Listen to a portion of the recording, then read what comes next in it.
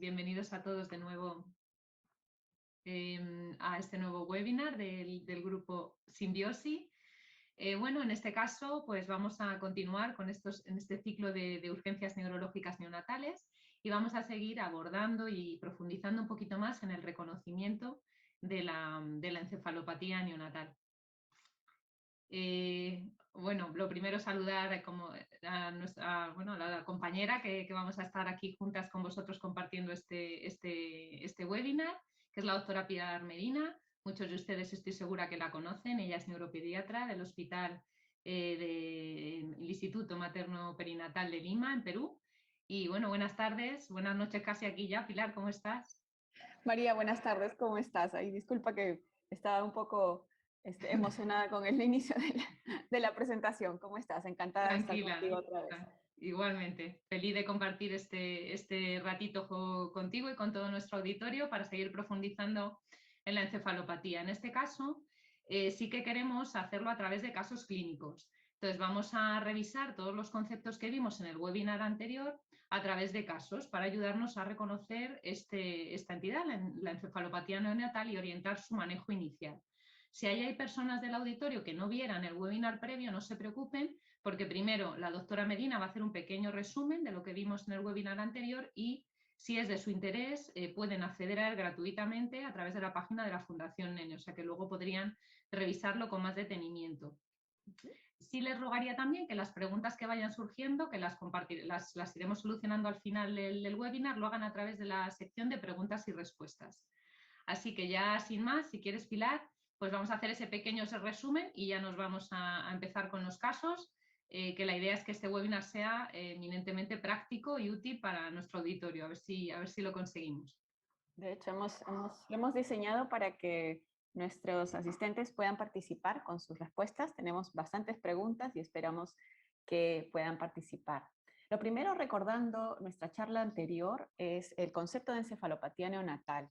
Recordemos que hemos hecho un enfoque dirigido al manejo de una emergencia médica, puesto que la encefalopatía supone que el cerebro tiene una disfunción aguda y esta disfunción puede comprometer la vida del bebé. Y también marcamos un punto muy importante en la charla anterior y era que el síntoma clínico, el signo clínico más importante para el reconocimiento de la encefalopatía era la alteración del estado de vigilia. Recordemos que los bebés cuando están despiertos, alertas, pueden responder de forma apropiada a los diferentes estímulos del ambiente. Y cuando esta posibilidad se pierde, entonces podemos estar hablando de que existe un problema como la encefalopatía que se vuelve ya el sello principal, la característica más importante en este cuadro clínico. Contribuimos también con una definición de encefalopatía, tratando de redondear un poco los conceptos y recordemos entonces que aplicamos esta definición para los bebés de 35 semanas en adelante que tienen una afectación aguda del sistema nervioso central, generalmente en los primeros días de vida, en los cuales necesariamente tiene que haber entonces una alteración del nivel de la conciencia, que puede ir desde la somnolencia progresivamente a la letargia, el estupor y finalmente el coma. Generalmente estos pacientes van a tener también alteraciones en el examen neurológico, van a tener alteraciones en el tono muscular, en los reflejos y también en la actividad motora. Y muy probablemente podemos encontrar crisis epilépticas y también compromiso respiratorio, pero esto no es una característica indispensable. Recordemos, lo más importante es que se identifique esta alteración en el nivel de la conciencia. Y recordemos entonces también este cuadro, cómo valoramos el nivel de la conciencia. Esto puede ser complicado para los que no estamos acostumbrados a usar estos términos, pero la idea es usar una sola terminología y poder definir los diferentes estados de conciencia a través de tres características principales. La primera, la capacidad para despertar, que puede ser muy fácil o puede ser progresivamente más difícil y vamos a tener que aplicar estímulos que van también en creciente intensidad para lograr que el bebé se despierte. Luego vamos a ver también cuánto dura este despertar, esta vigilia, si es una vigilia breve o es mantenida o es que el paciente apenas abre los ojos o nunca llega a despertar completamente. Y finalmente vamos a evaluar las respuestas motoras. Estas tienen dos aspectos. El primero son las respuestas espontáneas, las que el bebé hace sin mayor estímulo, y la segunda es las que vamos a obtener a través del estímulo de creciente intensidad. Recordemos que los movimientos de los bebés tienen características que los hacen ser fluidos, que los hacen ser variables y complejos, y estas se pierden conforme el estado de conciencia o el nivel de la conciencia se va comprometiendo. Muy bien, sin más, creo que podemos empezar el primer caso. María, ¿te parece? Sí, vamos allá de frente. Muy bien, entonces empecemos con este primer caso. Vamos a ver a este bebé, un bebito varón, un bebé que nació a término sin mayor factor de riesgo. Este es un bebé que pasa a la madre, perdón, con la madre al ambiente de alojamiento conjunto. Pero a las 12 horas de vida se muestra irritable, presenta una succión pobre, ingresa a cuidados intermedios y allí se hace una evaluación inicial de la glicemia y los electrolitos que se encontraron normales, y posteriormente se observa que este niño empieza a presentar un llanto agudo, intenso, que llama la atención de los observadores. Y posteriormente el llanto va decayendo y este bebé empieza a tener una alteración en la conciencia, puesto que solamente se logra que despierte con estímulos intensos y por apenas unos pocos segundos. En el examen físico se encuentra una fontanela llena, además de hiperreflexia e hipertonía. Bueno, empezamos entonces con las preguntas, María. Vamos a hacer una primera pregunta a nuestros asistentes y es, ¿qué característica de la presentación de este bebé con encefalopatía neonatal aguda nos llama más la atención? Si bien es una historia corta, tenemos 4 aspectos que nos gustaría señalar para que ustedes puedan marcar en los próximos segundos cuál es la característica que más les preocupa. La ausencia de factores de riesgo, la presentación tan pronta en las primeras 24 horas, el deterioro rápido de la conciencia o el examen físico. Vamos a dejar unos segunditos. Ajá. ¿Tú me avisas, por favor, María?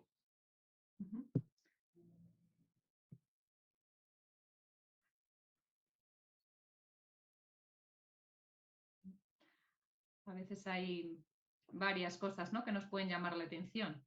Sí. Vamos a ver ahora lo más llamativo en este caso. Es verdad, no puede haber más de una respuesta correcta quizás en esta pregunta. Vamos a ver qué le llama la atención. Finalizando la votación, si te parece, Pilar. Sí, perfecto. Y vamos a ver los resultados. Ok.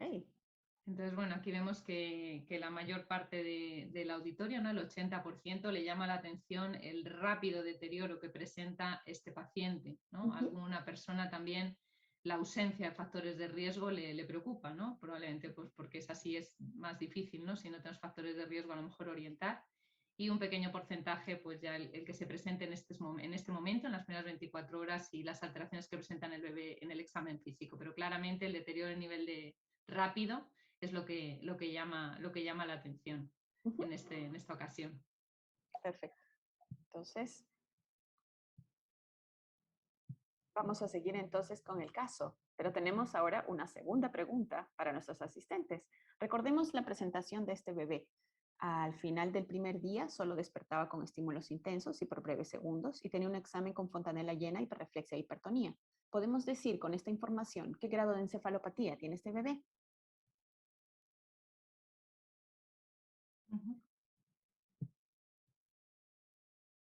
Vamos a ver entonces las respuestas de nuestro público. Tenemos 60 participantes conectados. Vamos a ver qué opinan ellos.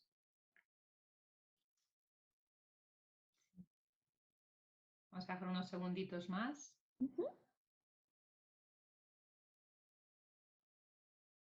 A veces es difícil, ¿no?, el grado establecer. Sabemos que algo pasa, graduarlo siempre es importante para poder entendernos entre nosotros y definir de qué estamos hablando. Sí. Y recordemos que estamos usando apenas unas líneas de la historia, no estamos empleando ninguna escala, no estamos empleando ningún examen auxiliar, solamente estamos valorando clínicamente a este paciente con la información concisa que hemos dado. Vamos a ver los resultados, si quieres, Pilar. Sí. Bueno, pues aquí vemos, ¿no?, que casi el 60% de nuestro auditorio lo clasifica como una encefalopatía severa y prácticamente el resto moderada, hay un pequeño porcentaje de personas que no tienen con la información aportada suficiente y no lo pueden determinar.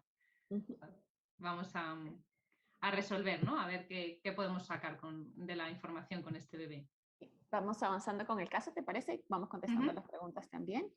Muy bien, entonces vamos avanzando con el primer enfoque. Ustedes pueden orientarse a resolver el caso utilizando la información que dimos al principio. Y este es un bebé que tiene un deterioro rápido en el primer día de vida, en las primeras 24 horas. Si recordamos este cuadro que presentamos en la reunión anterior, veamos que hay algunas causas importantes de encefalopatía de inicio muy temprano, ¿no? En estos casos hay varias que podemos descartar en el caso de este bebé, por ejemplo, la afectación de la glucosa, la encefalopatía hipóxico-isquémica, porque aquí no hay mayores factores alrededor, tampoco para una encefalopatía de origen inflamatorio o infeccioso, tampoco tenemos una historia de la medicación materna y es cierto que hay algunos errores innatos de metabolismo que se pueden confundir, pero tendríamos eso como diagnóstico diferencial. Y el otro que tenemos que tomarle especial atención es a este, que es la hemorragia intracraneal. ¿Por qué? Porque cuando ya buscamos un poco factores de riesgo, formas de presentación particulares, en el accidente cerebrovascular típicamente se pueden presentar deterioros de tipo súbito como este. En pocas horas el paciente va decayendo desde una conciencia inicial con irritabilidad, hiperexcitabilidad y de repente empieza a caer el nivel de conciencia como en este caso, en este bebé en pocas horas ya se había deteriorado. Y de hecho empezamos ya el manejo inicial, como habíamos planteado en la reunión anterior, vamos a tener que hacer algunos exámenes auxiliares de laboratorio, neuroimágenes y también probablemente neuromonitoreo, en este caso esto es imprescindible. Y en este bebé lo que se realizó apenas del ingreso en la unidad fue una ecografía cerebral donde se encontró una ecogenicidad importante, ¿no? Que ocupa volumen y desplaza la línea media, más o menos ocupa la totalidad del lóbulo temporal derecho y colapsa el ventrículo del mismo lado y desplaza la línea media. Estamos hablando de un bebé con una hemorragia intracraneal con hipertensión endocraniana descompensada. Por supuesto, se le hicieron algunas otras pruebas más, incluyendo las cuestiones básicas y también las pruebas de coagulación que para ese momento estaban normales.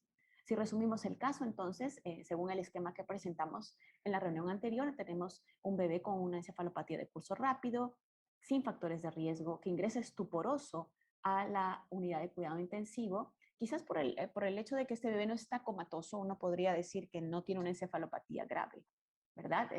Pero la pregunta inicial era para definir un poco cómo graduamos nosotros la encefalopatía, si necesitamos algún examen auxiliar, si necesitamos saber si tiene crisis o no, y definitivamente no lo necesitamos, un compromiso respiratorio, recordemos, esta no es un criterio imprescindible para el diagnóstico.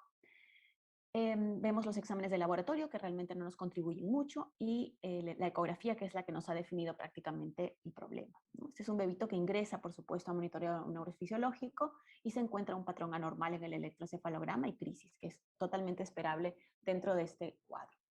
La condición de este bebé amerita que lo estemos monitorizando continuamente, reevaluando el estado neurológico periódicamente y además hacer una vigilancia hemodinámica, puesto que la condición de hipertensión endocraniana, si va progresando, por supuesto, amenaza la vida. Además del manejo del dolor y de los síntomas iniciales, tenemos que hacer una evaluación urgente por neurocirugía y pedir probablemente un examen complementario, como en este caso que se hizo tomografía cerebral, donde se encontró, sí, la causa de la hemorragia, que fue una malformación arteriovenosa rota en la arteria cerebral media, que produjo este deterioro tan severo, tan rápido, que fue finalmente la causa de la encefalopatía de este paciente. Muy bien. María, creo que te toca el segundo caso. Antes de empezar este caso, si hay alguna pregunta, la resolveremos al final, ¿vale?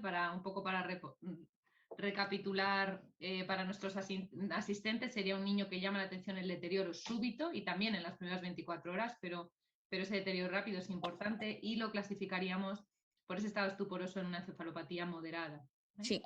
Vamos a ir a ver este segundo caso, que es totalmente diferente.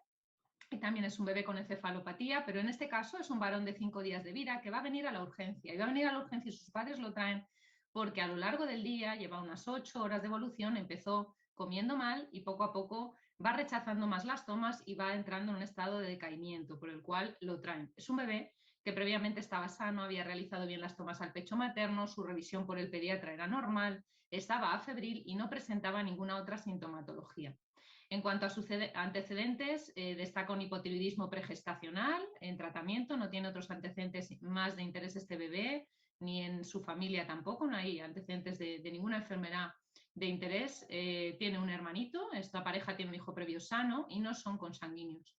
Este bebé nació por un parto autócico con una somatometría normal, un peso, una talla y un perímetro cefálico adecuados para este bebé.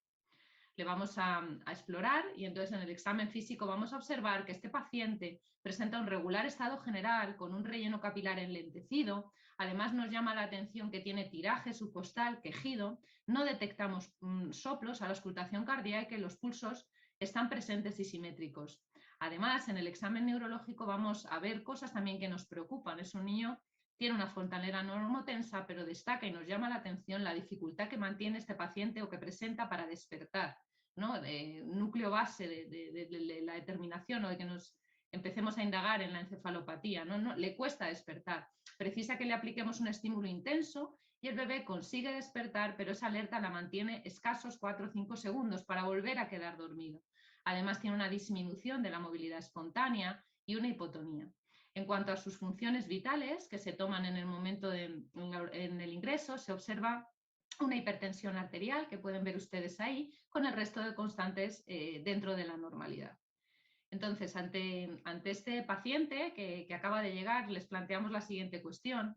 Respecto al nivel de conciencia de este bebé, ¿cómo lo graduarían ustedes? Este bebé presenta un nivel de conciencia de estupor, respuesta número 1, está letárgico, respuesta número 2, está en coma, respuesta número 3, o en cambio se encuentra embotado, somnoliento, que sería la respuesta número 4. Dejamos unos segunditos para que ustedes puedan valorar. Recordemos que es un bebé que necesita un estímulo intenso para despertar, que esa alerta la mantiene 4 o 5 segundos y vuelve a quedar dormido. Además tiene una disminución de la movilidad, tanto espontánea como al estímulo. ¿Vale? Sí. Vamos pensando en el cuadro de la clasificación de los niveles de conciencia, ¿no? Recordando la capacidad de despertar, el tiempo que dura la vigilia y el tipo de movimientos que tiene este bebé. Bueno, vamos a ir resolviendo para que no se nos alargue mucho. Y en este caso, como vemos, y como suele ocurrir, la duda está entre el estupor, ¿no? que apunta al 40% del auditorio, o la letargia, un 55%. Alguna persona duda entre el coma y el embotamiento, pero la gran mayoría están en el estupor y la letargia. Y es verdad que son los dos estados de conciencia que a veces nos cuesta más determinar. Vamos a ir viendo ahora posteriormente cómo definiríamos a este bebé. Si quieres. Pasamos a la Porque antes nos gustaría plantearles esta otra pregunta. ¿Qué es respecto al curso de esa alteración, si es que la hemos observado, del nivel de conciencia, ¿no? ¿Cómo ha sido? ¿Cuál ha sido su progresión? ¿El bebé presenta un deterioro súbito? ¿Es un deterioro o un curso estacionario? ¿No? ¿Un curso fluctuante? ¿Va variando? ¿O es un deterioro progresivo? ¿Cómo consideran que ha sido la evolución del curso de esta alteración del nivel de conciencia? En este caso, y ya veremos en comparación con el caso anterior, el tener este aspecto en cuenta también nos puede ayudar a diagnosticar o a orientarnos a cuál puede ser el origen de esta encefalopatía, ¿no? Como vimos en el caso anterior, era típico un deterioro brusco agudo. ¿Puede ser esto mismo en este caso o estamos ante otra situación? Pues muy bien. Estamos. Yo creo que ya ha votado casi la mayoría del auditorio. Vamos a finalizar y vamos a ver los resultados. Aquí casi todo el mundo tiene claro que es un deterioro progresivo. Y efectivamente así es un deterioro progresivo. El niño ha empezado a rechazar el alimento y poco a poco los padres lo han ido encontrando más decaído. Este curso progresivo va a ser también característico del tipo de problema que vamos a encontrar en este bebé y que vamos a ir averiguando poquito a poco.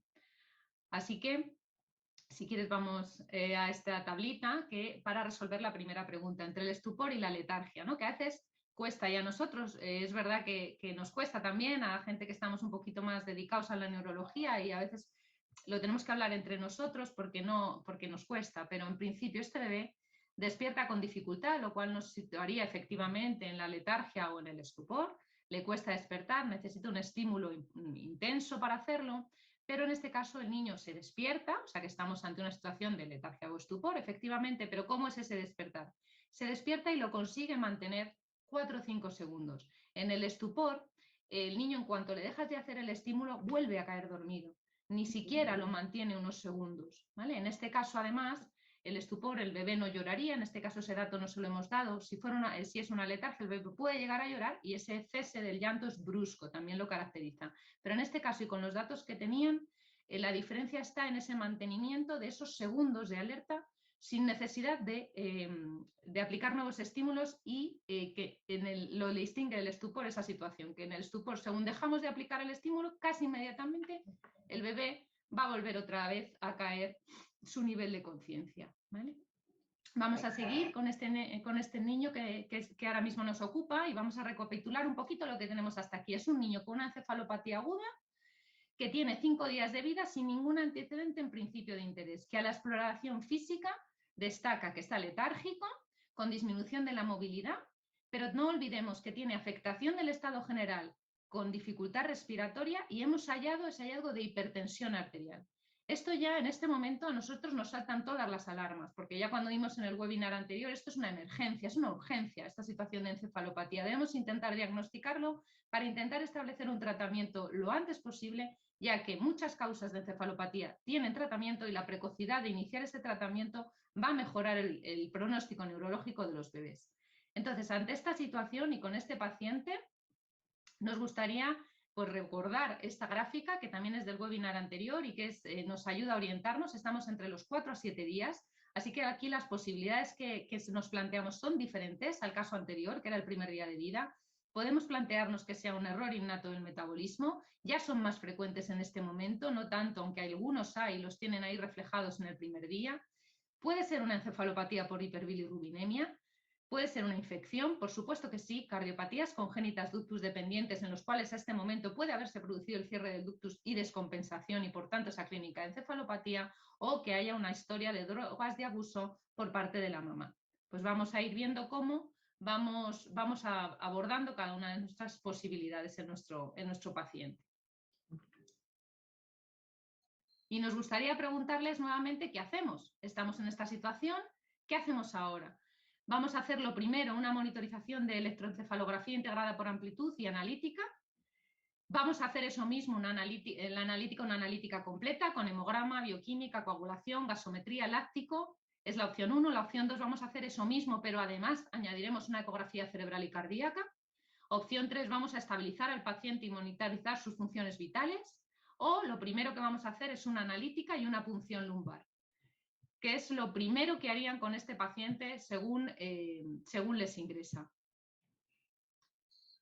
Vamos igual a dar unos segunditos para ir pensando qué es lo que haríamos, ¿no? Este bebé lo tenemos, está malito, tenemos además esa presión en nuestra cabeza de que tenemos que rápidamente intentar orientar a este bebé para ver qué ocurre.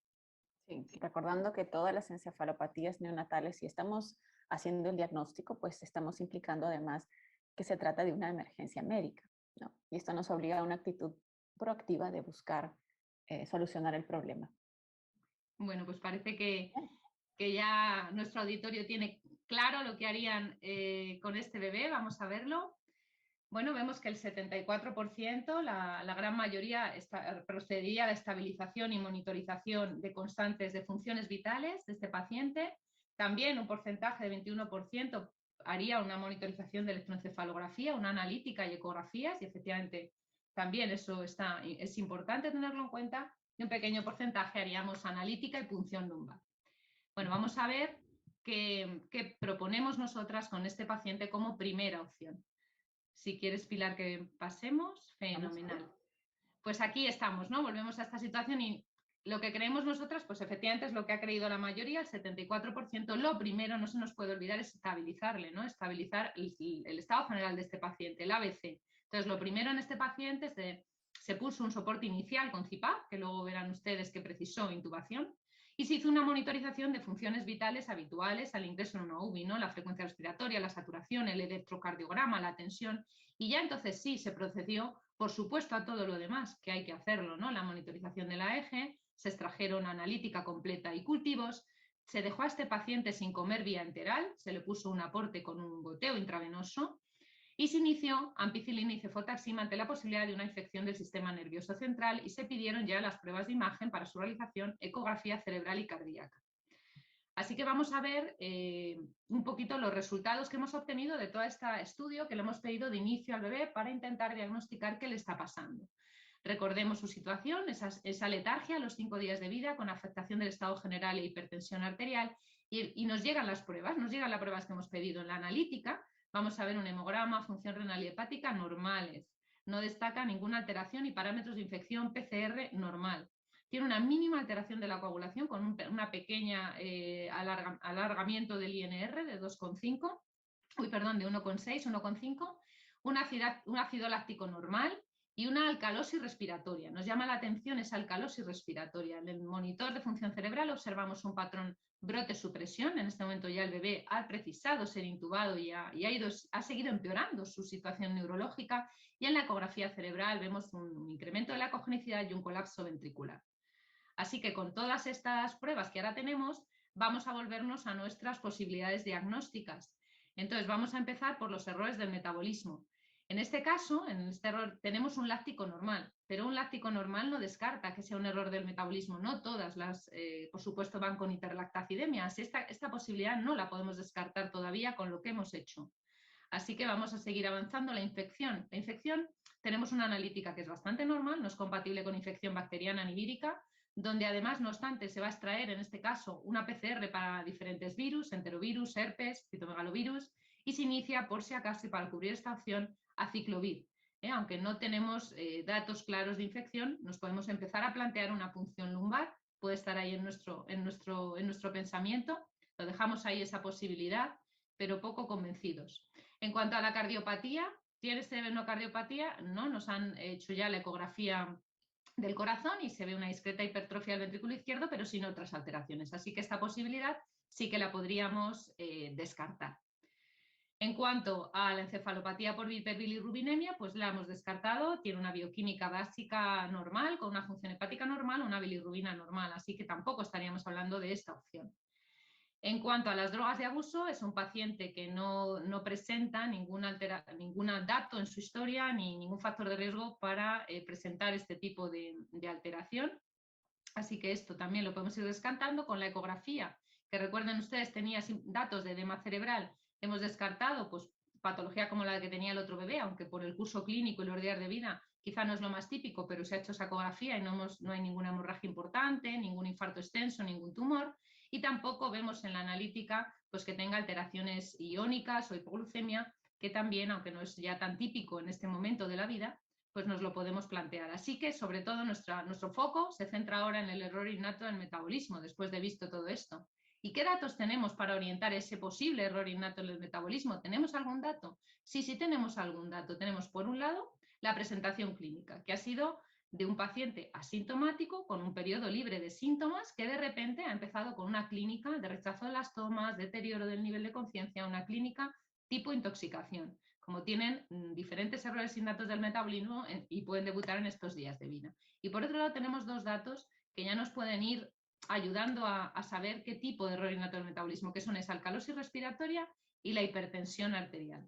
Así que, y con eso en nuestro pensamiento, vamos a ver qué ocurre con nuestro bebé. El paciente, como les he comentado, ha ido empeorando, hemos tenido que intubarle y conectarle a ventilación mecánica, continúa con esa hipertensión, continúa encefalopático, persiste la alcalosis respiratoria y el electro que pueden observar en la imagen con un patrón brote-supresión. Así se decide ampliar el estudio a un amonio, que como ven ustedes llega claramente elevado, de 415. Ya en este momento se van a extraer las muestras de sangre y orina para ampliar estudio y poder identificar qué tipo de trastorno está causando esta hiperamoniemia, y se inicia claramente ya el tratamiento farmacológico de la hiperamoniemia, que no vamos a entrar, que no es objetivo de esta charla, ¿vale?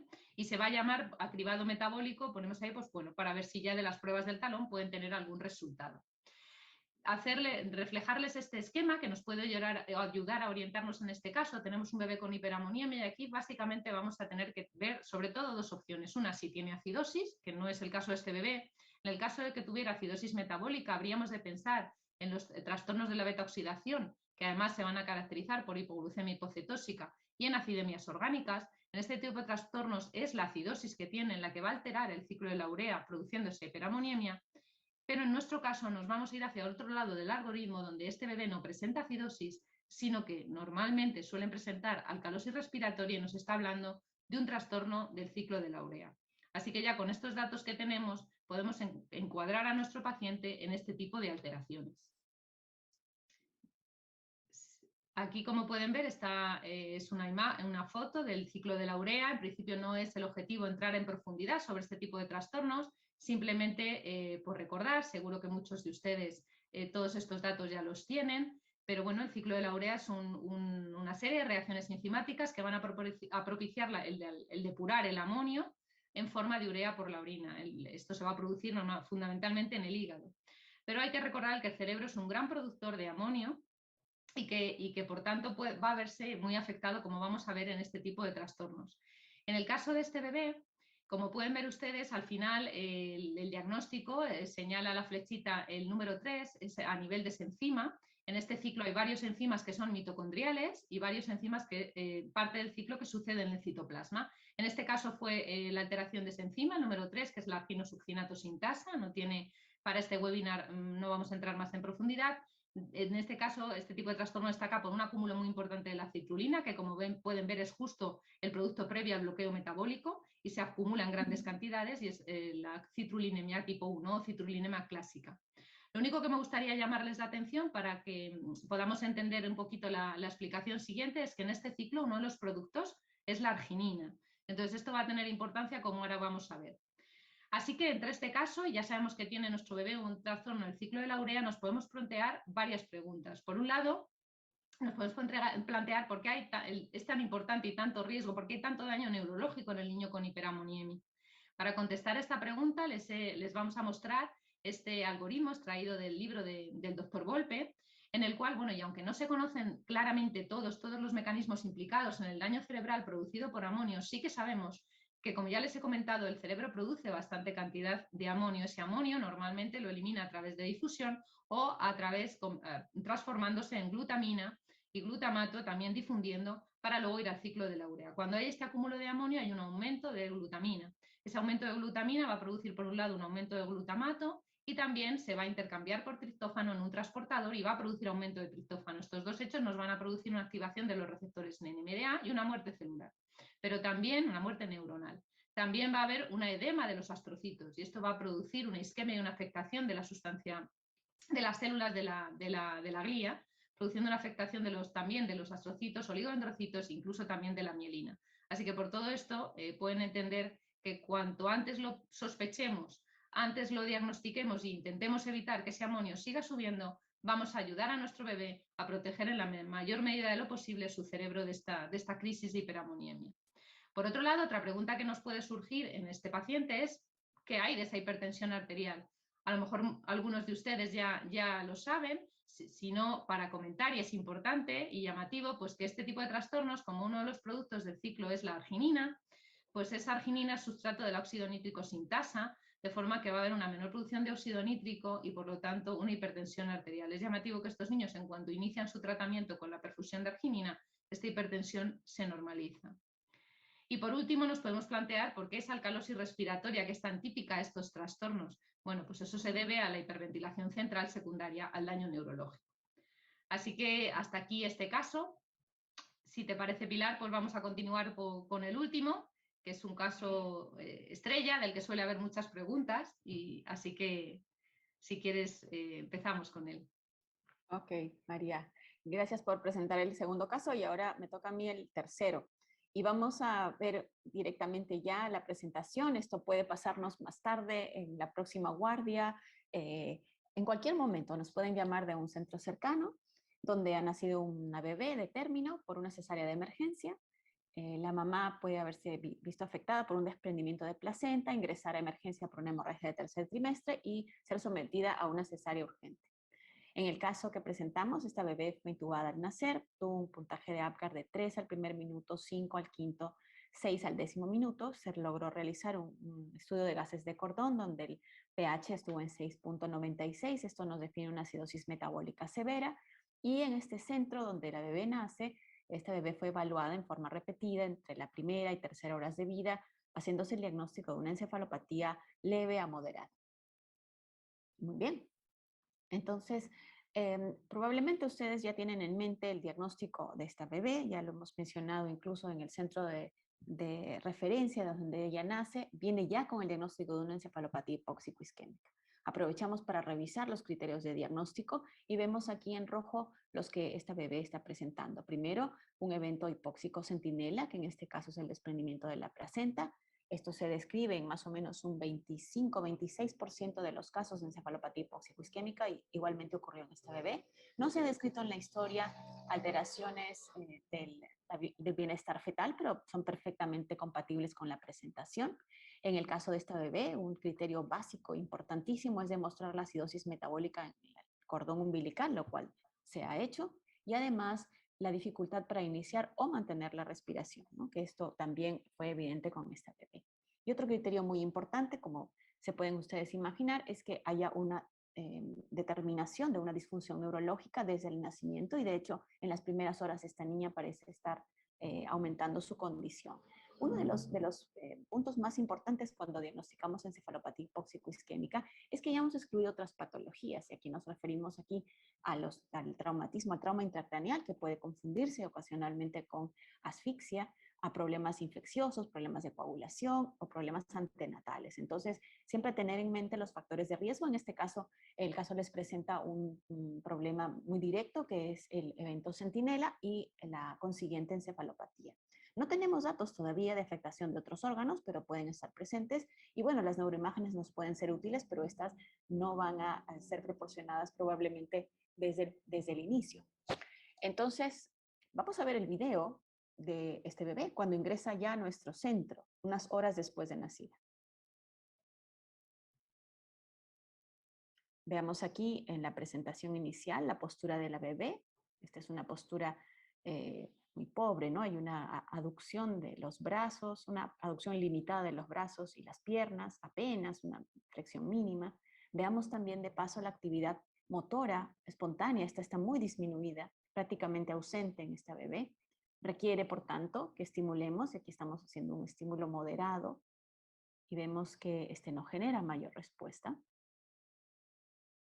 Apenas una apertura muy breve de los ojos, pero con el estímulo intenso, esta bebé parece despertar, incluso llora. Vamos a ir contando los segundos de esta respuesta. Veamos que mueve las extremidades, ya pasaron 5 segundos, sigue despierta, sigue llorando, 11 segundos y bruscamente deja de llorar. Vamos a repetir la maniobra para ver si la respuesta se mantiene. Y veamos que nuevamente conseguimos que con el estímulo doloroso la bebé se despierte, llore, incluso tiene una postura atípica del brazo, una extensión. Esto también dura aproximadamente 11-12 segundos y cesa. En el examen neurológico, aquí está un poco abreviado, hemos editado el video por cuestiones de tiempo, pero podemos ver algunas maniobras para evaluar el tono muscular en los brazos. Esta es la tracción de los brazos y vemos que este brazo se extiende más allá de lo que se debería esperar para un bebé de término sano. Igualmente, cuando evaluamos el tono, el tono de los miembros inferiores con el ángulo popliteo, veamos que este ángulo se abre mucho, más allá de 90 grados o menos, que es lo que esperamos en un bebé de término. Igual para la maniobra de retroceso de piernas, el movimiento no es tan enérgico y tan rápido como se esperaría en un bebito de 38 semanas, como es el caso de esta bebé. Vemos los reflejos osteotendinosos y encontramos que estos no solo se sienten, sino que también se ven. Los rotulianos, y también hemos evaluado en otras áreas, como por ejemplo este equivalente de reflejo aquiliano. Ahí están los reflejos, se pueden obtener fácilmente, pero no son exagerados. Hay alguna conservación de reflejos primitivos, tiene una aprehensión palmar moderada este bebé, y como parte final del video tenemos un poquito más de actividad motora, pero realmente esta está muy pobre, muy disminuida. Muy bien, entonces este es el paciente, lo hemos recibido nosotros ya en el centro de referencia.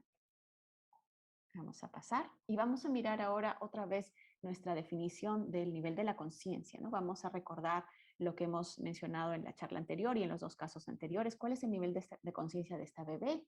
despierta con dificultad, sí, con un estímulo muy intenso. De hecho, su estado de alerta es más sostenido, más de 7 segundos, sí, pero cesa el llanto bruscamente. Y también podemos determinar con el video, con los pocos minutos que hemos visto, que las respuestas motoras espontáneas están prácticamente ausentes y la variabilidad de los movimientos, la complejidad de los mismos, pues cuando aparecen es mínima. Entonces, esta es una bebé que ingresa también letárgica.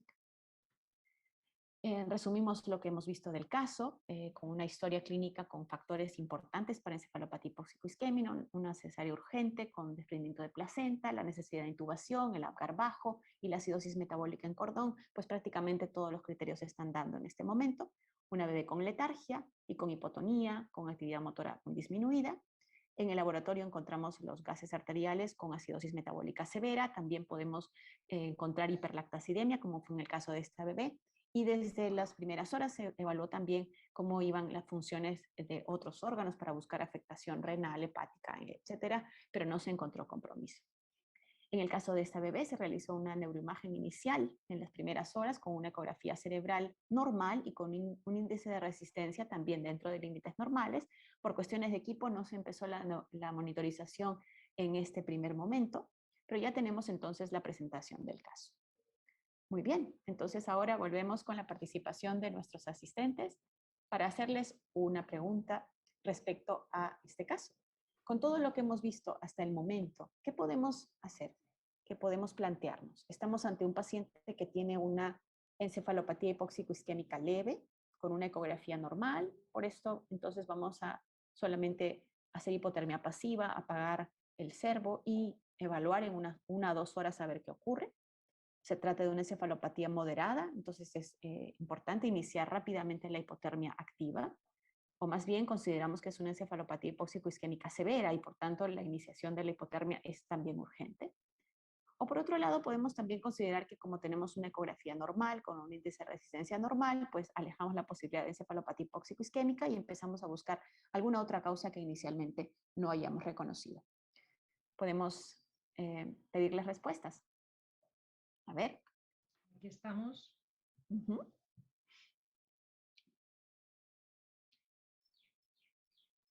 Es importante, recordemos la definición del problema para ver qué cosa vamos a hacer, ¿no? Porque aquí sí es urgente, si es que vamos a empezar enfriamiento, pues hacerlo dentro de las primeras 6 horas de vida. Sabemos que ese es el tiempo que la evidencia determina por ahora que es más benéfico para nuestro paciente. Pues vamos, si quieres, Pilar, yo creo que ya ha contestado. Perfecto. La mayoría del auditorio, aquí están los resultados, ¿no? Vemos que el 64%, la mayor parte de las personas lo clasifican en una encefalopatía moderada e empezarían ya tratamiento. Un 25% lo ve más grave, lo ve una encefalopatía severa y también iniciaría tratamiento. Un pequeño porcentaje, un 9%, 4 personas piensan que es más compatible con una encefalopatía leve y con una ecografía normal, pues esperarían. Y un asistente pues piensa que ante esa ecografía cerebral normal esto nos está alejando de la posibilidad de hipoxisquemia y deberíamos buscar otra etiología. Vamos a ir contestando a esto ya a lo largo de la charla. Perfecto. Vamos avanzando entonces. Y la pregunta para ustedes, vamos pensando, ¿cómo hemos clasificado entonces la gravedad? Esta es una encefalopatía hipóxico-isquémica moderada. ¿Y cómo hemos hecho la clasificación? De hecho, tenemos muchas herramientas en el medio, hay muchas escalas, hay muchas propuestas para hacer la clasificación. Nosotros vamos a emplear ahora con ustedes esta escala publicada por el doctor Alfredo García Liz y su grupo en el año pasado, donde pues, los ítems conocidos están aquí evaluados con la intención de evaluar la gravedad de la encefalopatía y también asociarla al pronóstico. Veamos que la escala tiene algunos criterios clínicos como la alerta, la postura y la actividad motora espontánea y en respuesta a estímulos. También están incluidos los reflejos miotáticos y el patrón respiratorio. Y en la parte de exámenes auxiliares, pues también se dan puntajes por la valoración electrográfica, no solo la presencia de crisis clínicas o eléctricas, sino también por el patrón de fondo. Cuando se valida esta escala, y también en la práctica, digamos, nosotros que quizás no tenemos el electro a la mano o alguien que pueda interpretarlo o tenemos dificultades para hacer el examen con detalle, podemos sí centrarnos, y es lo que vamos a hacer ahora, en los parámetros clínicos, ¿no? Porque la idea con la escala, cuando fue validada, es que estos parámetros finalmente son los más importantes para evaluar la gravedad. Entonces, en los siguientes minutos vamos a hacer unos ejercicios para ver precisamente cómo es que se aplica esta puntuación. Y veamos entonces con detalle cómo es que se aplican estas puntuaciones en los 4 criterios clínicos que les mencionábamos, ¿no? Van desde 0 hasta 8, desde las respuestas completamente normales hasta las respuestas ausentes. Y vamos a ver entonces ahora, para aplicar un poco esta escala, un ejemplo. Sí, recordemos antes de pasar al video que podemos aplicar un puntaje.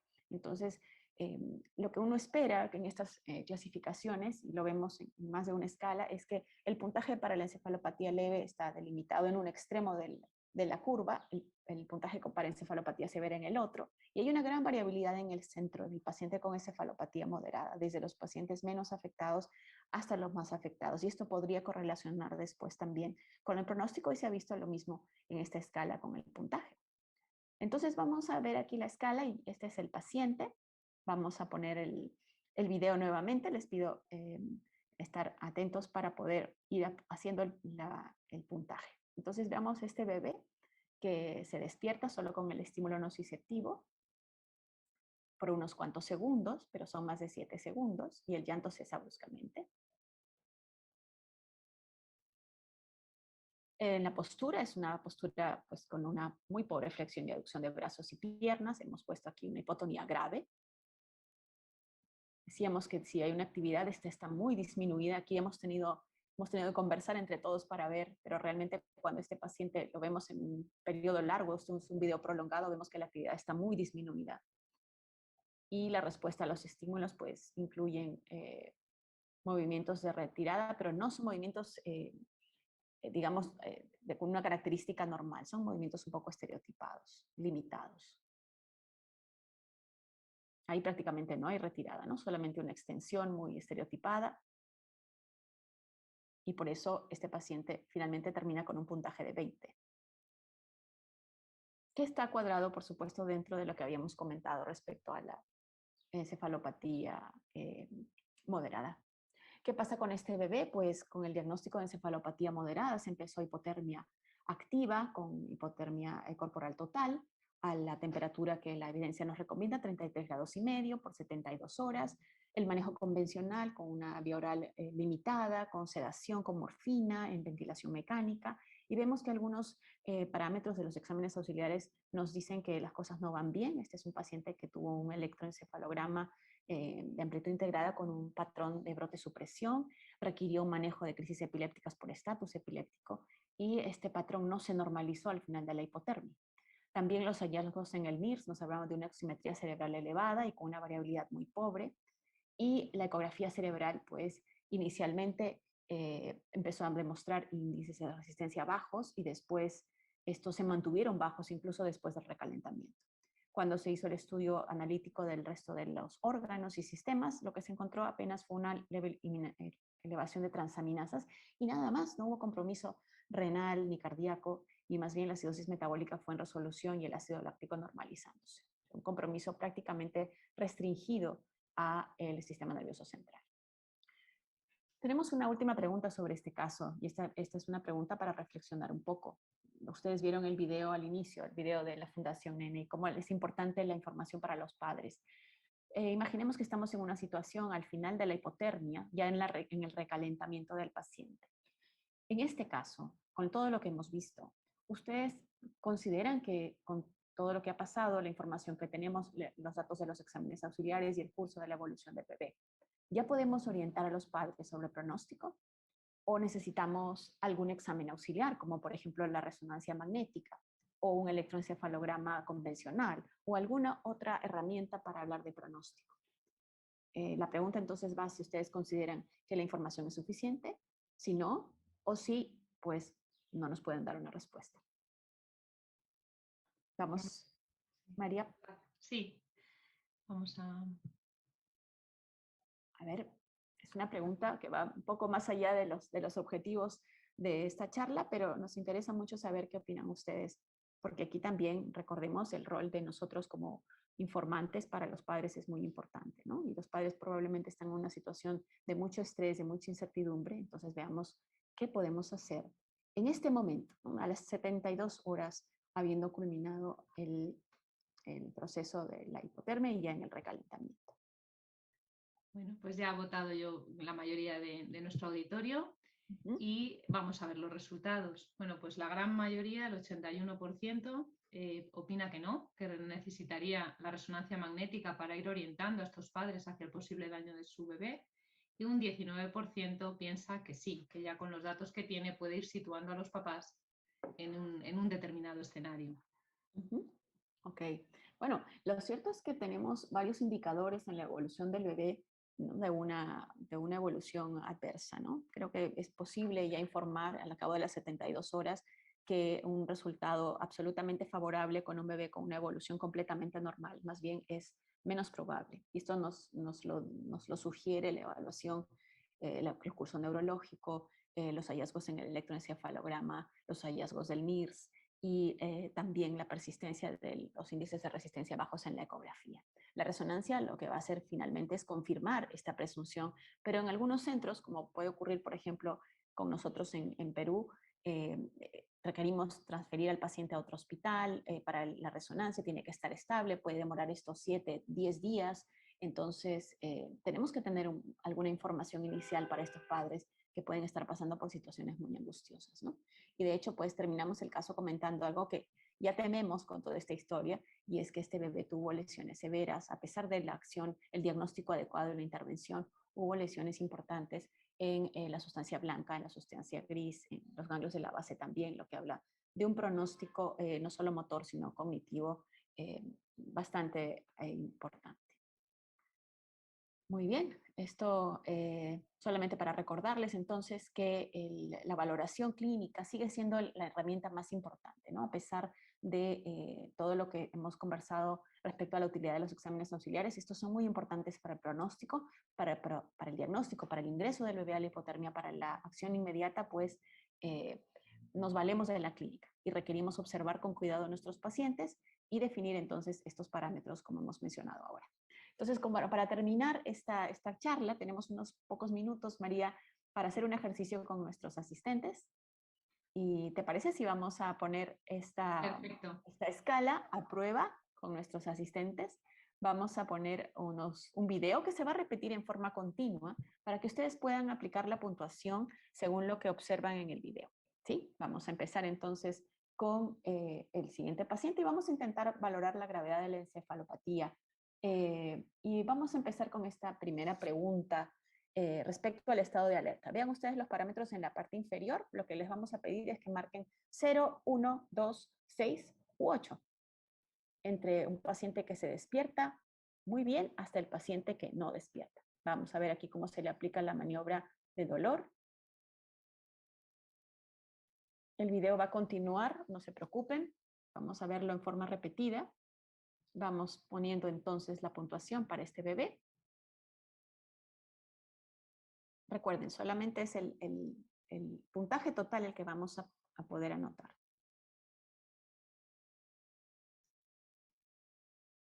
Muy bien, entonces.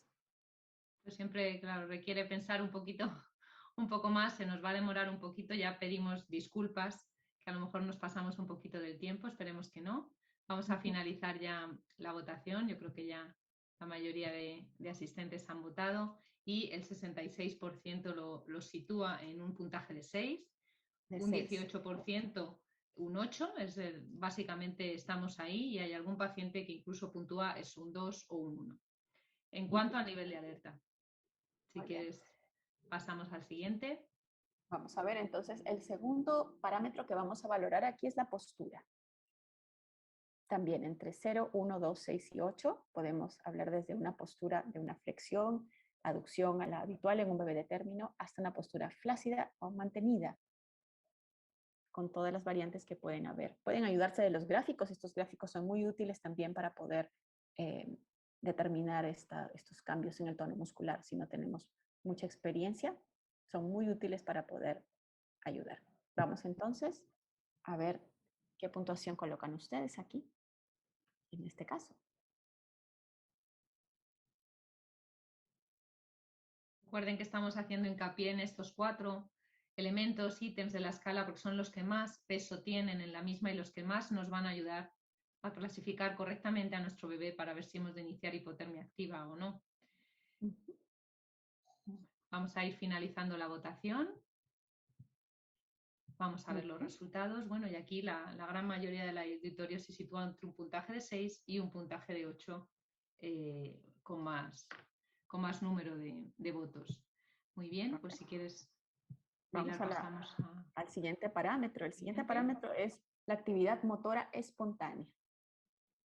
Recuerden, la que no está provocada por el estímulo, lo que él hace, digamos, en forma espontánea. Cuando hay movimiento hay que ver también si este es un movimiento fluido, variable, complejo o no. Aquí estamos viendo respuesta estímulo motor. Recuerden, pasa el estímulo y vamos a ver si este bebé aparece con algún tipo de movimiento espontáneo. Si bien es un video corto, quizás nos hubiese faltado ver un poquito más largo, ¿no? El tiempo, María, a veces estos videos no son al 100% como quisiéramos, pero podemos ir observando. Queremos que participen tanto que hemos hecho muchas preguntas, pero esperemos que el objetivo era entre todos aprender. Yo creo que ya ha votado prácticamente todo el mundo. Vamos a finalizar la votación. Y aquí nuevamente, sobre todo, se divide entre un 6 y la mayor parte del auditorio un 8. Vamos ya a nuestro último parámetro. Así es. Aquí ahora vamos a valorar la respuesta al aplicar los estímulos. Aquí sí está claramente definido que se aplica un estímulo de tipo intenso. Recordemos la clasificación que vimos en la charla anterior. Se hace una estimulación en el pezón del bebé y veamos qué pasa. Nuevamente podemos valorar entre movimientos normales, vigorosos, o qué es lo que pasa con este bebé. Vamos viendo la escala, leyendo la escala, pueden ir contestando. Esta ya es la última pregunta. Agradecemos a todos los asistentes que han participado en forma entusiasta con sus respuestas, porque realmente para nosotros es muy útil esta participación. Sí, también aprovechar este momento a los compañeros del grupo que nos han ayudado con su aportación en los vídeos y sus consejos. Así es. Y vamos a finalizar esta votación. Y aquí pues hay un poquito más de diferencia y sobre todo vuelve a ser el 8 el puntaje más recibido, el 6 el siguiente, pero ya también hay más personas que puntúan el número 2. Okay. Vamos a ver la solución. Muy bien, entonces vamos a tener aquí, vamos a mirar la escala y voy a poner el video nuevamente en circuito para que ustedes lo puedan ver. Vemos el estado de alerta. Este bebé no despierta. En ningún momento tiene apertura de los ojos, en ningún momento tiene una respuesta de llanto, algo que nos diga que está atento. Este bebé no despierta. Luego, vamos a ver el tono. En esta pregunta creo que ha habido más uniformidad de respuestas, ¿verdad, María? Sí, aquí había un buen grupo que contestó la pregunta en forma correcta. Sí. Ha sido el 8. Ya en la anterior es donde más diferencia hay, que hasta un 66% puntúan un 6. Probablemente por ese movimiento que el niño hace cuando le estimulan, que no es un movimiento patológico, no indica que esté despierto. Claro, el paciente que no está despierto puede tener movimientos, ¿no? Lo vimos también en la reunión anterior, incluso el paciente en coma puede tener movimiento, pero este bebé, fíjense ustedes bien en la expresión facial, en los ojos, en el llanto, este paciente no presenta ninguna de estas respuestas. Bueno, estamos de acuerdo con ustedes que han puesto que esta es una postura flácida, tónica mantenida, de hecho esa es la respuesta correcta, y vamos a ver ahora la actividad motora espontánea. Esta está prácticamente ausente, ¿no? No hay actividad espontánea y también hemos puesto un puntaje de 8. Y la respuesta a los estímulos, pues quizás aquí también hubo una diferencia importante de opiniones, porque cuando se hace el estímulo, lo que estamos evaluando y evaluamos en los ítems donde se marca 1, 2 y 6, son movimientos de retirada. Pero si ustedes se dan cuenta, el movimiento de este paciente no es de retirada. Ese es un movimiento estereotipado de extensión, pero no es un movimiento de retirada, en ningún caso. Entonces aquí la respuesta también es 8. Este es un bebé que tiene 32 puntos en la escala y podemos, ya con estos primeros 4 parámetros, antes de ver los exámenes auxiliares, antes de hacer el resto del examen, ya puede estar valorado desde el ingreso como un paciente con una encefalopatía severa. Muy bien, creo que terminamos aquí el ejercicio, María. Nos hemos pasado un poquito del tiempo. ¿Te parece si leemos ya los mensajes para casa y vemos después si hay alguna pregunta del auditorio? Perfecto. Bueno, Muy pues bien, entonces, ¿vas tú? ahí voy yo. Entonces, el primer caso, el que presentamos al inicio, el paciente con la hemorragia intracraneal, pues nos lleva a siempre pensar con la presentación de encefalopatía que debemos tomar en cuenta el momento de la presentación y el curso de la evolución. Vimos en el segundo caso un paciente con un deterioro más rápido, el primero un deterioro, el segundo un paciente con deterioro progresivo, el primero con deterioro más rápido. Esto es muy útil para valorar la etiología de la encefalopatía. En el segundo caso, pues presentamos una encefalopatía de origen metabólico. Estos bebés, recuerden, tenemos bebés que nacen prácticamente asintomáticos y luego en el tiempo van teniendo signos progresivos de deterioro con este síndrome que se llama de intoxicación. Y este es prácticamente cómo se definen las encefalopatías metabólicas. Y en el último caso, en los dos últimos ejemplos, hemos visto la encefalopatía hipóxico-isquémica desde una forma de ver muy práctica, clínica, en base a los ítems de la escala que hemos mostrado, el estado de alerta, la postura, la actividad motor espontánea y la respuesta a los estímulos. Son criterios realmente, no vamos a decir muy sencillos, pero muy prácticos para evaluar y que deberíamos entrenarnos, creo, con cierta frecuencia para poder valorar de una forma más directa, sobre todo en las zonas, en los centros donde no tenemos exámenes auxiliares o los especialistas que están entrenados para leerlas no están a disposición. Valorar la gravedad clínica es algo que podemos hacer todos y eso puede ser la diferencia en el pronóstico de nuestros pacientes. Muy bien. Bueno, Entonces, María, no sé si tenemos tiempo para sí. contestar alguna pregunta del auditorio. Hay una pregunta únicamente, yo creo que vamos a contestarla en poquitos minutos. Es una pregunta sobre el ciclo de la urea. Dicen, la sospecha de alteración del ciclo de la urea, ¿a partir de qué cifra de amonio empezaríais tratamiento específico? ¿A partir de 110 o con cifras más elevadas? ¿Y qué tratamiento usamos en este caso y en qué dosis? Bueno, nosotros, y esto también lo hemos comentado, las cifras de amonio para empezar tratamiento varían un poquito según las guías clínicas, de entre 110 a 150. Entonces, bueno, en torno a esas cifras es cuando está indicado iniciar tratamiento específico.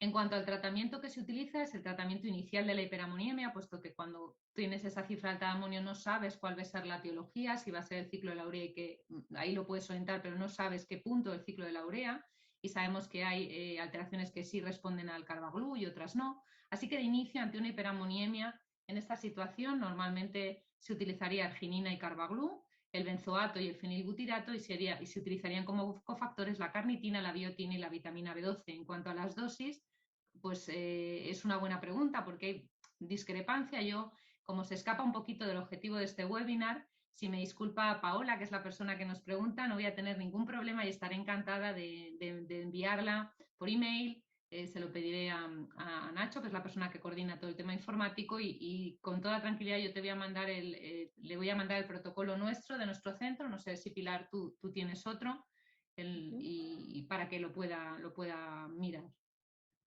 Sí, creo que eso vamos a tener que ir a un poco de detalle, ya un poco más allá del alcance de esta charla, pero yo lo que quería era recalcar que tenemos que solicitar amonio, ¿no? Cuando tenemos dudas en los diagnósticos, cuando tenemos encefalopatías con deterioro progresivo, con pacientes que han nacido bien, no podemos tratar lo que no hemos diagnosticado. Entonces, tenemos que tener esta solicitud del amonio, pensar en el trastorno metabólico para poder detectarlo. A veces se supone que tenemos una cierta frecuencia de encefalopatías metabólicas y nos parece que no están, pero los pacientes están allí, probablemente hemos visto más de uno y quizás no lo hemos podido reconocer. Bueno, hay otra pregunta. Aparte de solicitar el protocolo de hiperamonia, muchas personas, no se preocupen que os se lo haremos llegar o lo pondremos en la página web. Es el protocolo de mi centro, pero está recientemente actualizado con las últimas guías clínicas. Hay una pregunta sobre hipotermia, que se indicaba hipotermia terapéutica con crisis, ahora solo con clínica, sin crisis. Entiendo que esta persona quiere decir que antes se indicaba la hipotermia terapéutica con crisis y que ahora solo con clínica sin crisis. Es la pregunta. Mira, la mayoría de los estudios en los cuales, los ensayos clínicos donde se probó la hipotermia como un método que reduce la mortalidad y la morbilidad asociada a la encefalopatía hipoxico-isquémica, los criterios de ingreso no incluían electroencefalografía, pero hay algunos de los ensayos que los han incluido ya. De hecho, uno de los objetivos de Simbiosi es tratar de, digamos, difundir el conocimiento, no solamente en los ambientes en los que tenemos todos los recursos, sino también y sobre todo en los que no. Y no siempre vamos a tener electroencefalografía en las unidades de cuidado intensivo de nuestros centros o personal que sea capaz de no solo colocar el monitor, sino interpretar los hallazgos. Entonces, por ahora y para nosotros es perfectamente válido incluir a los pacientes con encefalopatía moderada y severa en base a criterios clínicos. En algunos centros, estos pacientes, si es que tienen disponible el electroencefalograma, pues lo colocas y en buena hora. Pero recordemos que no resulta ser pues imprescindible, ¿no?, para hacer el diagnóstico. Sí, además, bueno, muchas veces las crisis en esta entidad empiezan pasadas las 6 horas de vida y recordemos que la hipotermia lo ideal es iniciarla cuanto antes posible y dentro de las primeras 6 horas de vida. Entonces, las crisis suelen empezar después, con lo cual normalmente la vamos a clasificar antes con otros parámetros, no solo con las crisis. Y si las tiene, pues también nos da más gravedad y por supuesto lo vamos a iniciar. Vamos a responder yo creo una última pregunta porque ya nos hemos ido un poquito 7 minutos de la hora y es una pregunta que nos envían, que nos comentan qué tanto altera la evolución neurológica el uso de anticonvulsivantes en un neonato con encefalopatía. Gracias por la pregunta. Yo creo que vamos a aprovechar para ampliar un poquito lo que hemos mencionado. Recordemos que la valoración clínica que hemos mencionado hace un momento, en base a la escala y a la observación de estos parámetros, se hace pues con un bebé que no ha tenido mayor intervención, porque después, cuando ya se empieza a usar medicación anticonvulsivante, sedantes, morfina, etcétera, ya el examen es mucho menos confiable, ¿no? Ya pueden haber cambios que nos pueden confundir un poco. Entonces sí, es verdad. Por eso es que es tan importante hacer esta valoración clínica de ingreso con la mayor precisión posible. No quiere decir que no vamos a seguir examinando, pero de hecho tenemos que tomar en cuenta que las alteraciones de la conciencia pues, se pueden manifestar de una forma más evidente en el paciente sedado, en el paciente que está con fenobarbital, por ejemplo, también, ¿no? Estas son variaciones que tenemos que tomar en cuenta, pero definitivamente no debemos dejar de examinar. La valoración inicial es la que se debe hacer idealmente sin afectación de ninguna de estas drogas.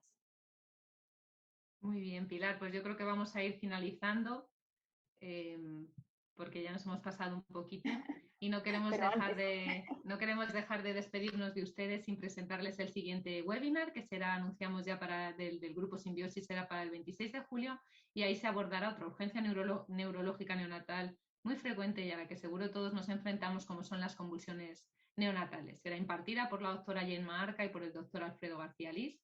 Así que estaremos encantados de poder contar con ustedes y estar todos juntos para seguir aprendiendo. No sé si quieres comentar algo más, Pilar, antes de irnos. Nada, al contrario, agradecerte, María, por este trabajo que hemos hecho en conjunto y a todos nuestros asistentes por su participación.